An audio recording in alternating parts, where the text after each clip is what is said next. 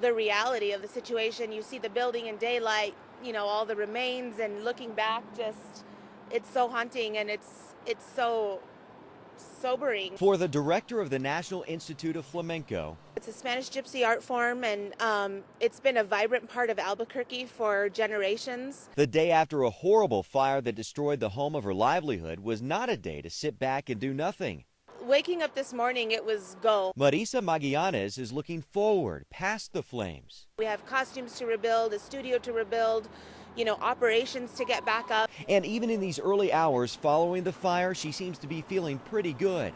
We've just created a really robust flamenco community that is showing its strength and resiliency through this tragedy. While the pictures and images from Sky 7 of the fire will last forever, with Marisa's charisma and drive, so too will the flamenco tradition. We'll look at rebuilding and figuring out our home again.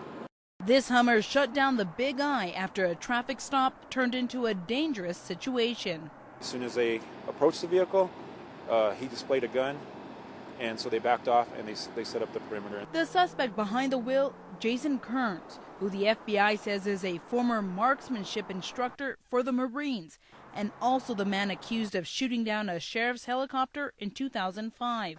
In the thick of it all, Friday night, police explained Kearns wasn't being cooperative with negotiators. He's not giving us any signs of communication back. He is in the vehicle at this point, so it's just a waiting game right now. During that waiting game, law enforcement filled the area and closed the busy flyover for the safety of officers and the public who would have been driving right under the suspected gunman. He did display a firearm, so he would have the high ground, so we need to keep people away from that area. Just he would have it on everybody else. More than 7 tense hours later, around 4 a.m., authorities finally got Kearns in custody, ending a potentially violent night for officers and reopening the Big Eye. With the holiday season approaching, APD is giving us a few tips on how to keep yourself and your valuables protected. And they just walk by and they slam it, open the door, grab it, walk away. In a split second, APD says thieves can break into your car and can steal cell phones, laptops, and anything else they can get their hands on, and then take off. They're running crews, and our goal is to catch them all. APD says thieves often follow people into stores while other members of their crew check out your car. They'll do this, and they'll just kind of look around, and they'll look to see if there's anything in there. While the person inside keeps a close eye on you, the thief outside breaks in.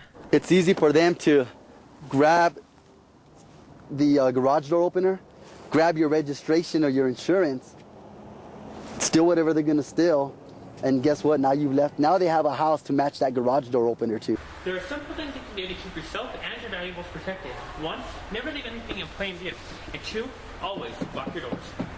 Don't give them that opportunity. Again, these criminals, for the most, are lazy. They will not go out of their way to make it happen. It's got to be there and it's got to stick out to them. So hide your valuables and keep a close eye out. Just recently, the Madera community saw thieves strike a number of cars in the area. And to help fight back, officers are placing bait cars all over the city. But police say they need your help. We really got to work together, law enforcement, the community, and kick these criminals out. And the last tip, don't park in dark, unpopulated areas. I'm Ramon Sanchez reporting from downtown Albuquerque. Junk food is one of the biggest problems plaguing the Navajo Nation. We are facing an epidemic of diabetes and also obesity. When it comes to health, Navajos are already paying the price. So why not make people pay a little more when they go to the store in search of unhealthy foods? That's the idea behind a proposed tax on junk food, up for a vote at the next council meeting. On foods that are high in sugar, sodium, and fat. It applies to pretty much everything in this vending machine. The chips, the cookies, the candies, also sodas, plus pastries and pizzas. You know, the stuff that tastes so good, but is so bad for your health. The money raised from the 2% tax would then be put back into the community. We raise money for community wellness projects, community gardens, walking trails, biking trails, playgrounds, basketball courts. Because according to the USDA, healthy food is hard to come by. 99% of our Navajo reservation is considered a food desert, which is a place where there are no healthy foods available. To entice people to eat healthy, the Dene Community Advocacy Alliance has a companion piece of legislation on the council agenda that would make healthy foods tax-free.